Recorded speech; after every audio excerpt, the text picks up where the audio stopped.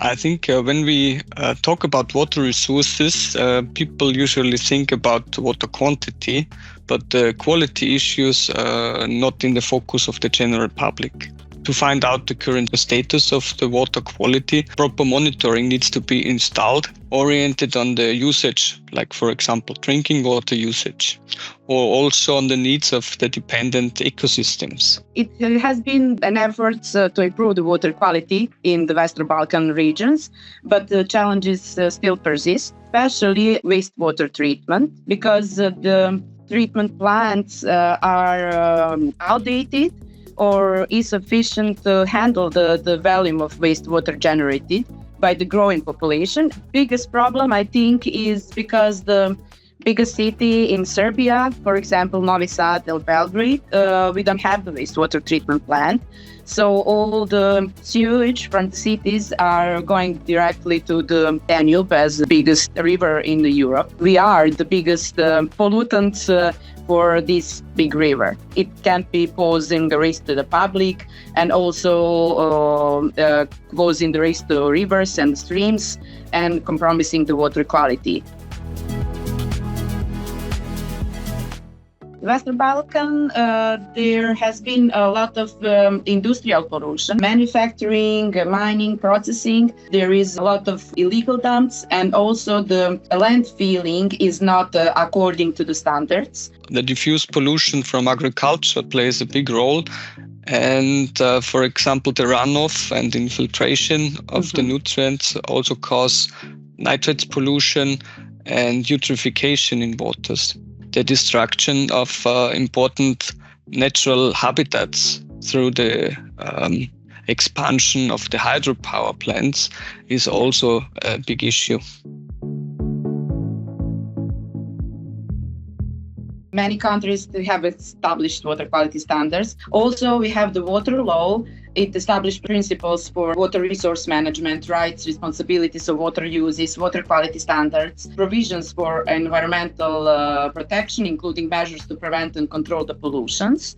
We have the law on integration, pollution prevention and control. This law is established especially for controlling the industrial pollution, and it requires the industry's facilities to obtain the permits and complying with emission levels with the best available technologies.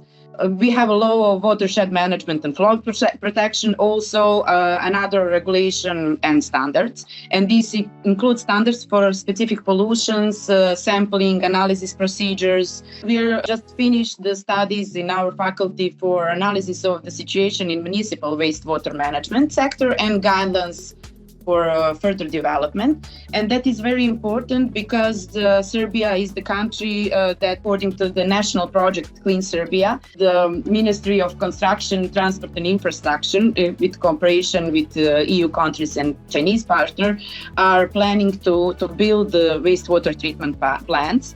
It's more than 2,500 treatment plants. And it is important to announce that we are now dealing with all that. We are trying to transpose all the environmental regulation from EU. So now in Serbia, we are trying to deal with all the problems that we have, especially in wastewater, and to protect the water bodies in Serbia. So I think it is important to deal with the legislation and policy framework to provide especially the basis for addressing water pollution in Serbia and promoting especially sustainable water management in Serbia. There's already lots of work done in the Western Balkan regions and also knowledge established, but still there is some lack to fill, some gaps to fill when it comes to the guidance which are offered by the, for example, Water Framework Directive and its related directives, the Urban Water Treatment Directive and the Nitrates Directive. And to meet these goals, it really needs an ongoing political effort, and this maybe is also one of the challenges in the Western Balkan regions, because therefore also a certain budget, of course, is needed, and the personal, the human resources need to be established as the decision-making process needs to have a certain data, which once again needs a proper monitoring. And this can be also cost-intensive and also needs time. You need regularly assessment of data to evaluate the status and to define appropriate measures. And within repeating circles, monitoring circles, you can adjust these measures to address the most urgent problems and to improve, in that way, to improve your water quality and quantity and the whole water management.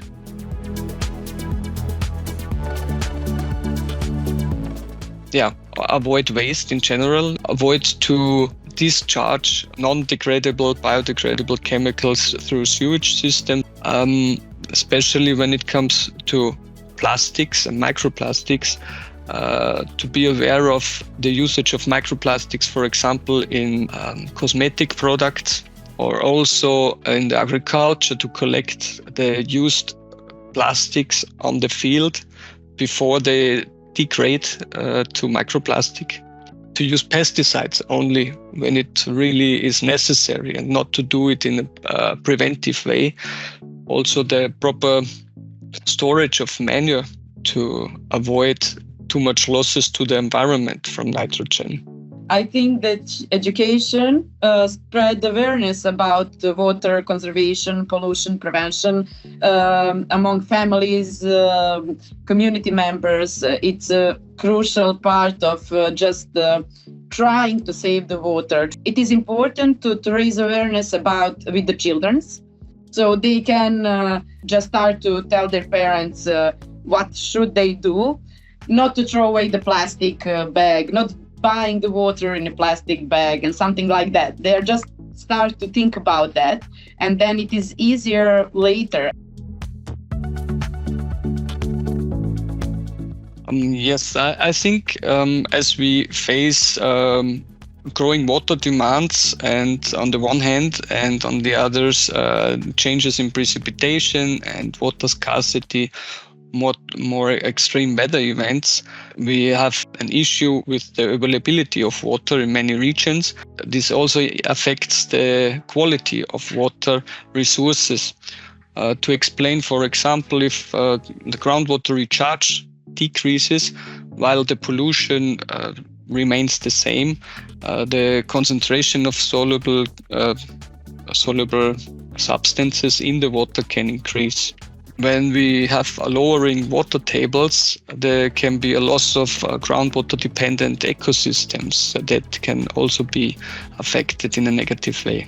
The water pollution is often a transboundary issue too. So, for example, from the nitrogen loads, when we see the nitrogen loads in one country, they move through rivers, through the groundwater bodies, downstream, and end up in the coastal waters, maybe of another country. And there they have negative effects to the ecosystems, the fishery, also the bathing water quality, the bathing water conditions. And therefore, this issue has to be managed on a regional level, and also the measures have to be coordinated on a regional level. Serbia is a country that we have Danube, Sava, Drina, that is transboundary rivers. And it is the complex when you share the water. Especially when you have the countries that are dealing with water management, and then you have one country that are not dealing with water management. It is hard. Decision in one country can affect downstream nations. So it is important to control the pollution and require effective cooperation for this question. I wanted to add this climate change impact also. Vojvodina is a flat area, and we have a lot of canals. So we have a Danube-Tisa-Danube canal, and it has a lot of little canals connected to that canal. What was the main purpose of this? It was irrigation on one hand, and when it's a lot of rain, then just to collect the water. And throughout the years, in past 50 years, it was the discharging of wastewater in that little canals. So we have a lot of untreated sediment in that canals, and the main purpose of that canals are just lost. And now, when we have the climate changes, a lot of drought and a lot of flooding and a lot of rain, agricultural people are just using that for irrigation and the other to just storage the water. And now we have a problem because the main purpose of that canals are not in function. So when we have the climate change impact, we don't have that canals anymore. So we need to invest a lot of money just to treat that sediment, to deal with all that questions about water quality and biota quality in that canals, and to just treat that sediment, discharge the sediment, and then to try to that climate change impact make smaller for that purpose.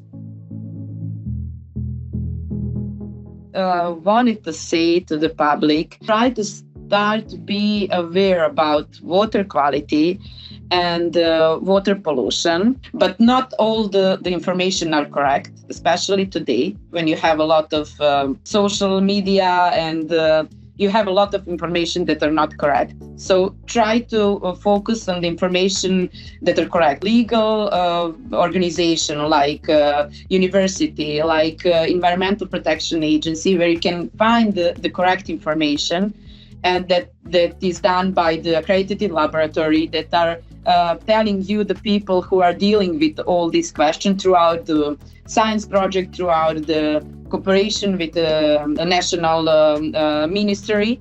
Try to be aware about the climate changes because it is happening. To be aware of the water resources, that groundwater especially. Once it is polluted, the pollution can last many years because of this slow recharge process. When we think of water resources, maybe sometimes we just used to take water out of wells and also springs, but don't really think about the water cycle and how easily this resource can be polluted. And that's our responsibility also to keep this resource for the next generations.